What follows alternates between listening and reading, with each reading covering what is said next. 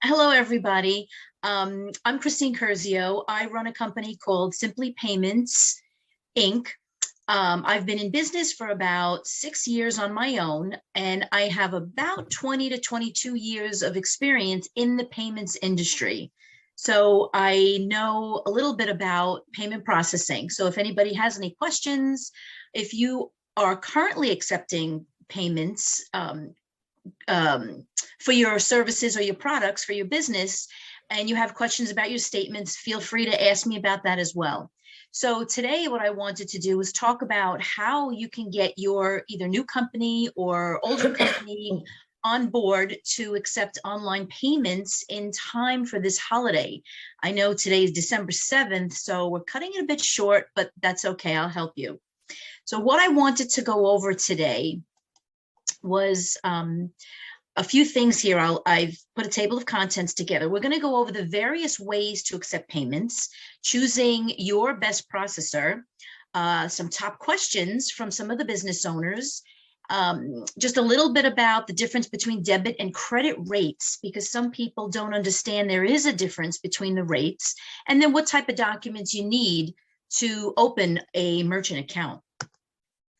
So introduction to my company. As I mentioned, I've been around for 6 years, in the industry for over 20 years, and anything having to do with payment processing, I can help you. Whether it's a mobile device or a POS, point of sale system, just ask me and I can help you with that. My goal is to help you as a business owner save money with your payment processing solutions. So there are so many different methods of accepting payments. One of the latest methods, although it's been out for years, is the smartphone. Whether it's, an LG phone or an iPhone or a Samsung Android, you can actually take payments on your phone. You can either key in the credit card information, or there's also a device that gets plugged into your smartphone and you can swipe a card. So there really is a lot of flexibility now, especially if you're a salesperson out in the field and you need to take payments on the fly.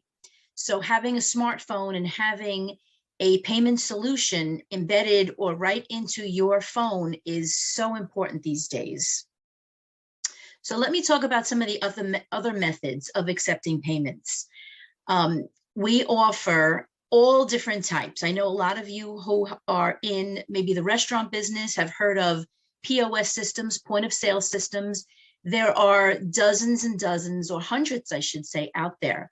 Clover and Pay Anywhere, Talento. There's specific POS systems for liquor stores, specific ones for grocery stores, specific ones for restaurants, smaller restaurants. There's all different types. So if you have questions or you're not sure if you need a POS system, let me know. The POS system is a point of sale system that usually has a scanner, a screen, a cash register, and a receipt. And grocery stores use them. You've all heard of them. Some of you may be in businesses, or you may want to be starting your business and you're not exactly sure what you need. You don't have a lot of money to spend. So you may want something like either your smartphone or something that's called a virtual terminal. So the smartphone can also have an app in there, and I offer many different apps to go with your smartphone. It will send the payment links to your customers. It'll send them an invoice or a receipt, either by text message or email. So the great thing about that is when you text them or send them an email of their receipt, you have a record of their contact information, so you can actually contact them at a later point in time, especially if you have an email program like Constant Contact. Virtual terminal. So what is a virtual terminal? A virtual terminal is essentially a laptop or a computer where you log in with the username and password to a specific website that's a secure site, and you can enter information about your customer on the virtual terminal. It'll ask you for their name, address, their credit card information, and the amount that you'd like to charge. It's a completely secure site that you're logging into. Anyone with an internet connection can get a virtual terminal. There's no cost for a virtual terminal. So there's also no cost for an app on your smartphone. As long as you have a computer or even a smartphone, laptop computer, you can log into the virtual terminal. The point of sale, those are a little bit pricier because they do come with a few other peripherals. So if you're looking to open a brick and mortar storefront, you may want to think about a point of sale system. You may have also heard about card not present, or MOTO, M-O-T-O, which means mail order, telephone order.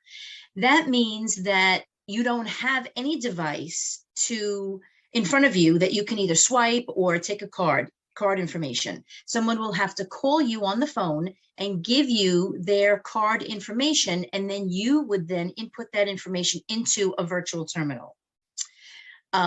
E-commerce, all of us have heard of e-commerce. Amazon, Walmart, Target, Macy's being one of my favorites. So that's e-commerce. If you are a smaller establishment and you have maybe 2 products or services that you're selling, you can be an e-commerce business as well, selling newsletters, selling t-shirts, sweatshirts, shoes, books, anything you want to sell. If you only have 1 book or 2 books, you wrote your own book and you want an e-commerce site, that would link into your website. Now, I know it sounds a little complicated, but technically it's really not. There are so many web designers and developers out there that can integrate your website with an e-commerce site. And it's a little bit of coding. It's not expensive. And I know that Stony Brook Business Development Center has definitely probably 5 people on board that they can refer you to. So go and see them and talk to them about your e-commerce and your website, and they'll be able to hook you up with some of the developers there that can help you integrate an e-commerce application into your website. So what is a shopping cart, an e-commerce shopping cart? I'm sure every one of you have done online shopping, and this is what I had just mentioned about having someone from Stony Brook, or if you need someone else, call me, contact me, and I can put you in touch with some other folks that can help you integrate the shopping cart into your website if you are taking more than, if you're selling more than 2 or 3 products or services. So the great thing about having the shopping cart is one thing leads to another. Before you know it, you have 2 products, then you have 3, then you have 10. And there are companies out there, off the top of my head, I know there's one called WooCommerce, W-O-O Commerce. They specialize in working with establishments that have many, many products to sell on a site. So if you have questions about this, again, reach out to me. Google will be your best friend as well. And I think that, don't stop at 2 products, keep going. And it's not as difficult as it sounds. So how do you know who to choose? You have a couple of products, or you might even have a service right now and you want to take payments online. So what's the best thing to do? There are Stripe and Square and PayPal are pretty much the same. The difference between those and simply payments is that I separate the credit rate from the debit rate, and I'm going to go over that in just a little while. But Stripe and Square and PayPal make it extremely easy for you to start accepting payments. All you have to do is go to their website. The URLs are right here on the screen, and they'll ask you a couple of questions, and boom, they'll set you up right away with a merchant account. That's what it's called. If you do need some sort of a device, like the Square device that's offered from the company Square, they will send you one in the mail. But a lot of times you can either go online to a secure site and you can process cards that way.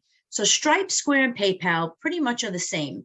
Their rates for keyed transactions versus a swipe transaction are a little different. So for instance, let's take Stripe. They're all online payment systems. If you have the card in your hand or you have the card number, when you key that into Stripe, Square, or PayPal, they're going to charge a little bit of a higher rate, 3.5 and maybe 15 cents for a keyed transaction versus if you swipe the card. The reason for that is fraud. So there are, when you have the card in your hand, there's less chance of any fraudulent activity because you have the card in your hand, you're in front of the person. When you have someone on the phone giving you a number, you don't actually see the person, you don't have access to that person. So there is a little bit more involved, and the card processors charge you a little bit more to cover the risk. So one of the other things that Stripe, Square, and PayPal do that Simply Payments doesn't do is they bundle the debit and the credit rates together. We're going to go over that a little bit later on, the difference between the debit and credit, but it is important, especially if you have a business that has a lower ticket price. So cups of coffee are definitely lower price tickets than going out to eat at a restaurant.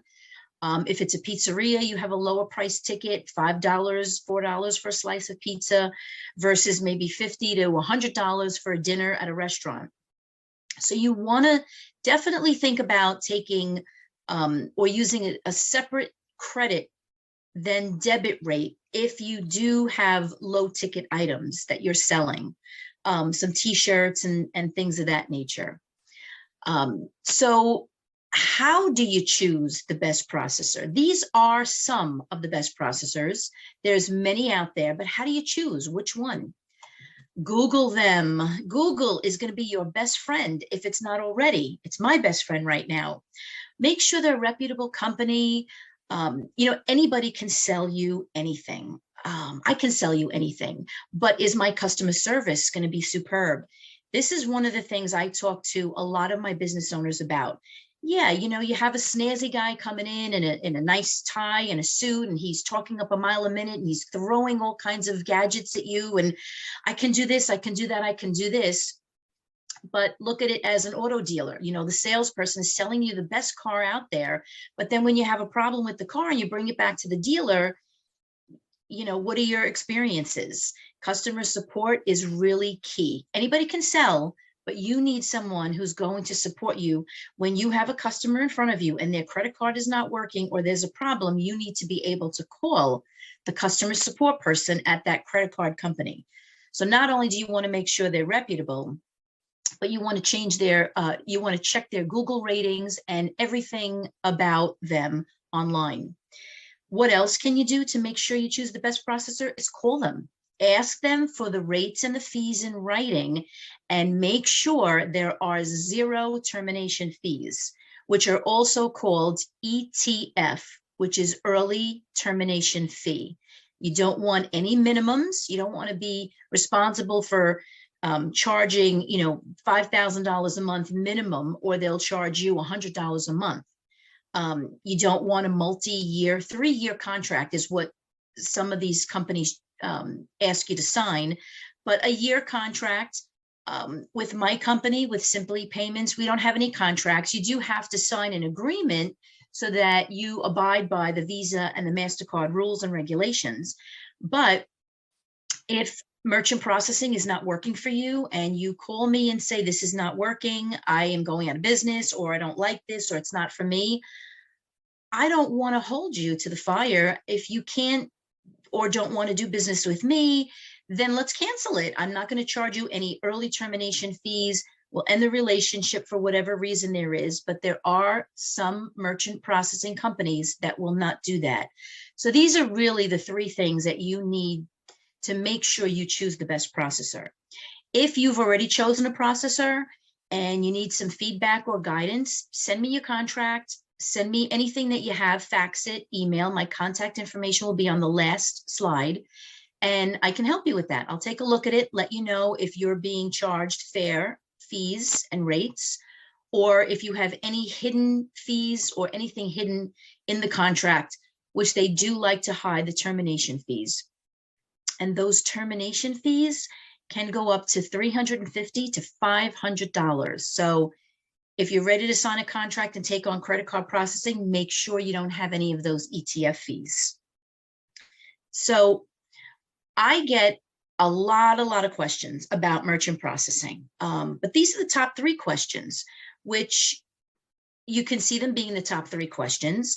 And I figured I would tackle these 3 questions because I know at least half the people on this call today might have some questions, and I guarantee you these 3 are probably on your mind. So we've all heard about the convenience fee that's being passed on to customers. It's approximately 4%. We'll go over that. When are the funds deposited into your bank account?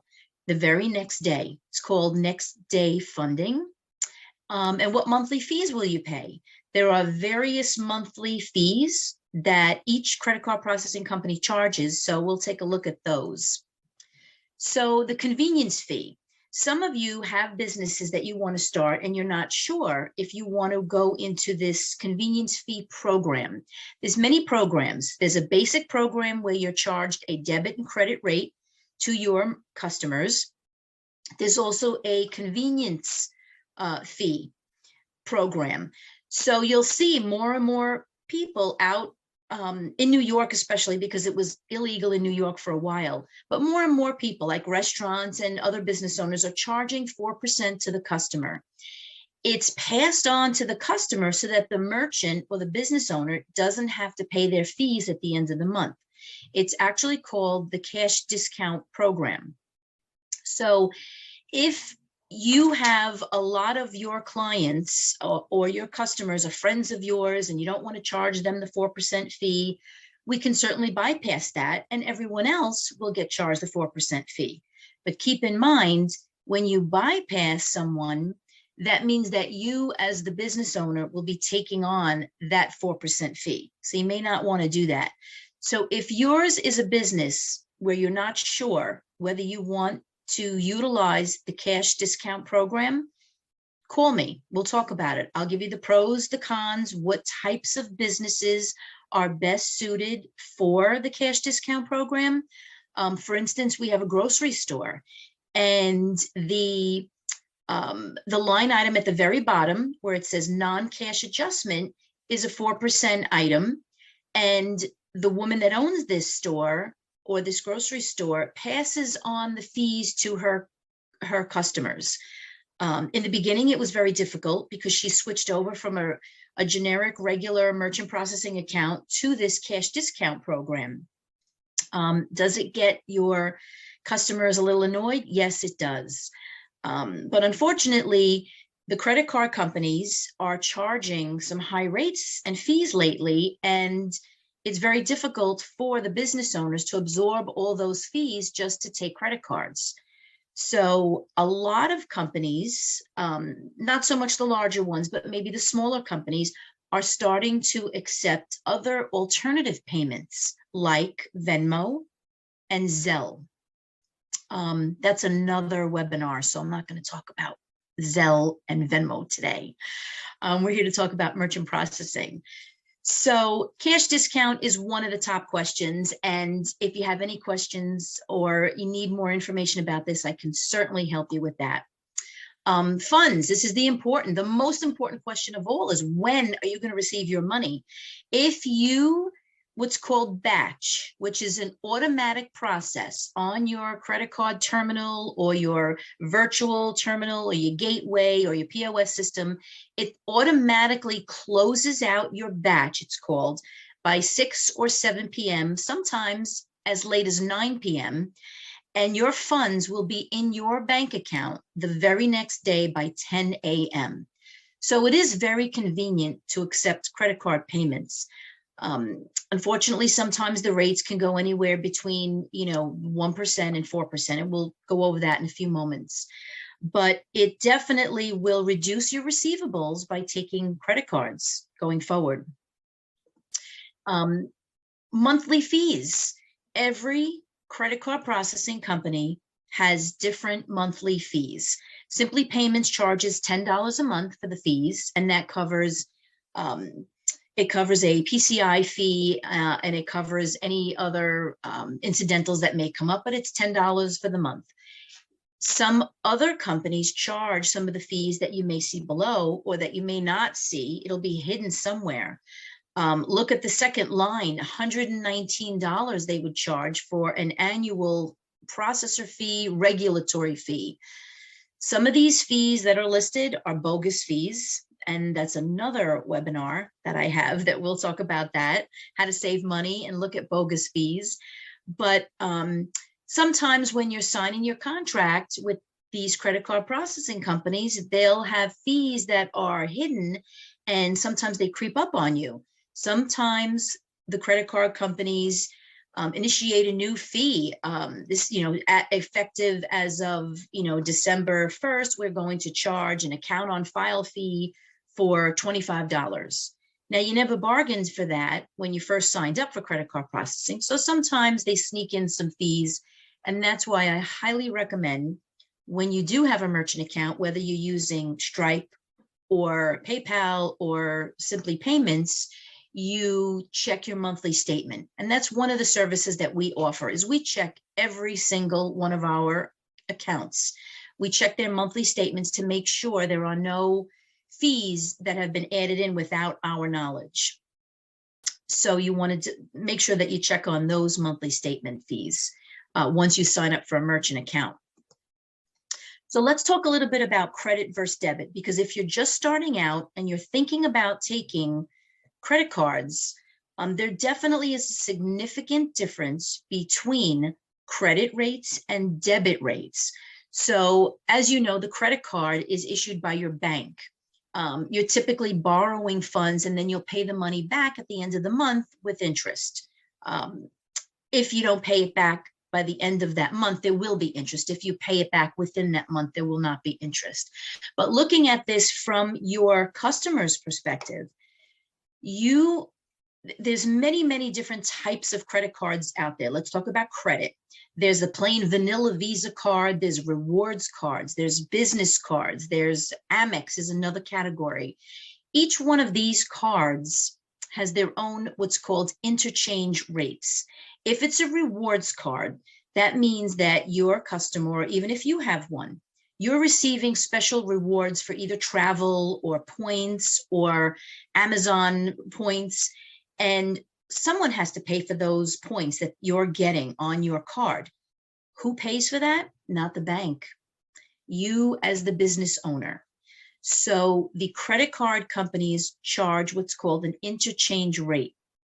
The interchange rates can be, for credit cards, can be anywhere from 2.5% to 4%. The rewards cards and the business cards being the highest, because they're offering something to the customer. So one of the things that you need to think about your business is, do you think people are going to use more credit cards or more debit cards?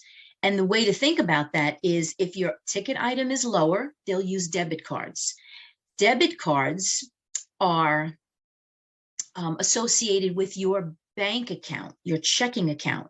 So whereas a credit card is sort of a loan from the bank and you pay that back, the debit card is directly linked to your checking account, so it does not go through the card networks. So since it doesn't go through the card network system, the debit rates are approximately 1%. So now you see where we're going when we're talking about the various differences between credit and debit. So if you're a coffee shop and you're selling less than $10 coffees every day, you may want to go with a company who offers you a separate debit versus credit rate, because every time someone uses their debit card, you'll be charged 1%. And that could either be 0.75% or 1.5%, ranges. It's approximately 1%. If you're using Stripe or Square or PayPal, they combine both debit and credit rates. So if your business is a pizzeria or coffee shop, or a business that takes less than, I would say, $25 average ticket items, you're being charged the credit rate, credit and debit combined rate of anywhere between 2.5% and 4%, when you could be paying 1% for all those folks that use debit cards.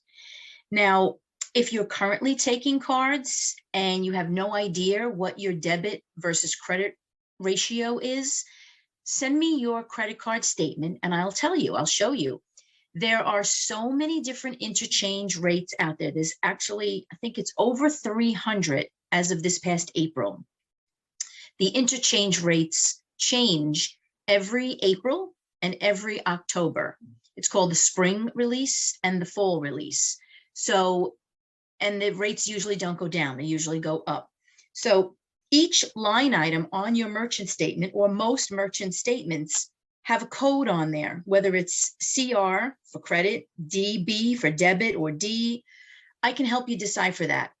This way we can see how many debit cards you're actually taking and what your rates are. Some of these bundled rates from Square and Stripe and PayPal make it very, very simple for you to use them. However, if you do have low ticket items, I'd kind of shy away from them, because you're losing money, they're making money. But we can go over that if you have some statements that you want me to take a look at. But I would highly suggest that you think about the type of business that you're in. Square is so simple to use. You can log right into their site, sign on. They'll send you a Square device if you need it within 3 days, and you log into their system, and it's a very simple and easy system to use. PayPal is the same, and so is Stripe, and there's so many others out there that are very simple. So if you need help with that, we can go over that. So how do you start? What do you do? Here's 4 easy, very easy, simple steps for starting to accept credit cards so that you can sell your products for the holiday season, which is only today's the 7th. Oh boy, it's coming up. So you want to choose your merchant account or your gateway, and you have to link it to your bank account. There are forms that need to be completed, and we'll go over that in a moment. But you want to make sure that you know exactly what type of what business you're in, but what type of payments you'll be accepting. Do you think that if your ticket items are $25 and less, you'll definitely be using debit, or your customers will be using debit and credit? If your average ticket items are $50 or more, $100, $200 or more, most people don't want to take that type of money out of their checking account by using a debit card. They are going to use their credit card. So you want to negotiate the best possible rates that you can. So if you're processing, or you think you may process $5,000 a month or less, you may want to go with Square. If you think you're going to be processing 10, 50, 100, 500,000 a month, give me a call. We'll definitely get you set up. The next thing you want to do is, if you want to use Ecommerce or your gateway, you want to set up that configuration. It sounds difficult, configure Ecommerce settings. Sometimes that sounds a little daunting, but it really isn't. If you're working with a really reputable payment processing company like Simply Payments, we'll help you with that. I have developers that I work with. Stony, Brook can also recommend some developers. It's very simple to configure that. It's all online, and it's a lot of drag and drop to make it very simple. So then what you want to do is you want to set up some of your products or services on your website. You want to take pictures and save them to your computer, and this way you can literally drag and drop them from your computer onto your website, and you can start selling your items. The next thing you want to do is make sure you have a nice clean logo, and you want to create an invoice and receipts, and you can put your logo and your business name, phone number, website on your invoices and all your receipts. This way, whether you're accepting payments online, on a virtual terminal, or even a regular terminal, or on your phone, you can definitely send receipts and invoices from your phone to your clients, to your customers, and they'll include your logo and all of your information on there. So what are the required documents to open a merchant account? When you log into Square, or you log into PayPal or Stripe, they're going to have everything online for you to sign up. They're going to need a valid social security number because they do run a credit check. They want to make sure that you haven't robbed any banks or owe, hundreds of thousands of dollars, and you could be committing fraud. So it's happened. We've had some of those accounts. So they are going to run your social security number and just do a soft credit check. Well, let's start from number 1 instead of from number 5, as I did. So number 1, an SS4 form. As you know, when you start a business and you fill out the paperwork with either your accountant or with Stony Brook Business Development Center, you choose a name for your business, and the IRS then sends you a form, which is called the SS4 form. That form has your exact name of your business and your tax ID number on it. And let me tell you, the first thing you should do is take a picture of it and save it in your files, or scan it. Because if you set up a merchant account, and let's just say I call my business Simply the Best Payment Credit Card Processing Services, but I said to myself, all right, that's the name on my SS4 form, but I'm going to shorten it myself and I'm going to call it Simply Payments. So I fill out a merchant account and I write Simply Payments on there. That's not the exact name of my business. So the credit card processing company once a year does an analysis of the SS4 from the IRS linked to the name of your business on your merchant account. And if those two names are not exactly the same, they will charge you a monthly fee for that. So it's very important to make sure that you use the name on your SS4 form. So if you don't have the SS4 form or you can't find it, you just have to write to, your buddies at the IRS and ask them for a copy of it. Can't guarantee that'll take less than a year. I'm kidding. But that's what you should do. You can always go online to the IRS website and you can look and check to see how you can get another copy of your SS4 form. The next thing you need is a copy of your valid driver's license. Now, you'd be surprised how many people I'll ask to send me a driver's license and it's expired or something's not right with it or it's torn. Just make sure that you have a valid driver's license. And if you're going to add anybody to your account, you definitely need to submit their driver's license for all the business owners that are 50% or more. You also need a voided check so that we know where to send the money after you sell your products and services online. You want to make sure that voided check is a reputable bank. It has all the information on the voided check. That's why they ask for it, the ABA, the DDA, and the name of the bank. Otherwise, if you don't have a voided check, and not many people have voided checks anymore, not like they used to, you can always call your bank and ask them for a merchant letter, and they all know what that means. It means that they're going to give you a letter that has the name of your business on it, and it has your ABA, your DDA, and their name and phone number in case the credit card processor have any questions. The credit card processing companies would also ask you for either your last 1 or 2 bank statements with the business name listed, so they can make sure that the bank account is already open. And then, as I had mentioned earlier, social security numbers for all the business owners. If you have a business owner that owns more than 50%, you'll need to supply that social security number as well. So these are the documents required for opening a merchant account. If anyone has any questions about these or anything that we've discussed already, please send me a note in the chat room. I'm going to take a quick look there.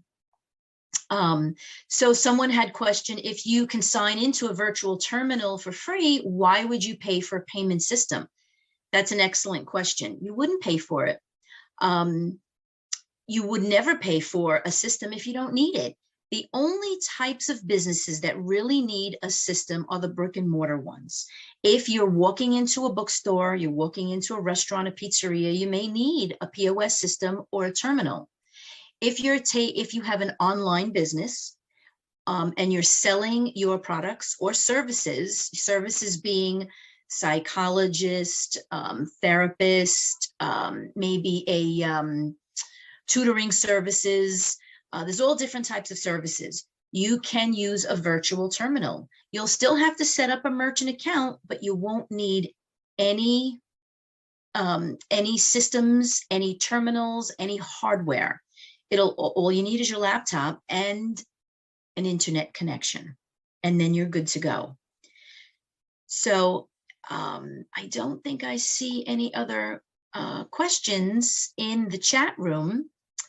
And I think that's all I have for now. So if anybody has any questions, please feel free to let me know.